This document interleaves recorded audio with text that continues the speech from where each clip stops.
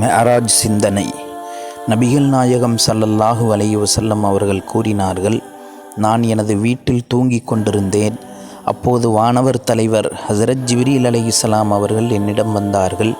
வந்து என்னை எழுப்பி எனது நஞ்சை பிளந்து எனது இதயத்தை ஜம்சம் தண்ணீரால் கழுவினார்கள். அதற்கு பிறகு என்னை மஸ்ஜிதுல் ஹராமிலிருந்து பைத்துல் முகத்தஸுக்கு அழைத்துச் சென்றார்கள். பைத்துல் முகத்தஸுக்கு நான் சென்று பார்த்தேன். அங்கு ஹஸரத் ஈசா அலைஹிஸ்ஸலாம் தொழுது கொண்டிருந்தார்கள். ஹஸரத் மூசா அலைஹிஸ்ஸலாம் தொழுது கொண்டிருந்தார்கள். அதற்கு பிறகு தொழுகையின் நேரம் வந்தது.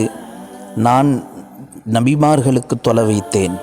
பிறகு பைத்துல் முகத்தஸிலிருந்து அல்லாஹு தாலா ஹஸரத் ஜிப்ரீல் அலைஹிஸ்ஸலாம் அவர்களின் மூலமாக புராக் என்ற வாகனத்தில் என்னை வானலோகத்திற்கு அழைத்து சென்றான். புராக் என்ற அந்த வாகனம் கோவேரி கழுதையை போன்றதும் கழுதையை விட பெரியதுமாக இருந்தது என்று ஹஸரத் நபி ஸல்லல்லாஹு அலைஹி வஸல்லம் அவர்கள் கூறுகிறார்கள்.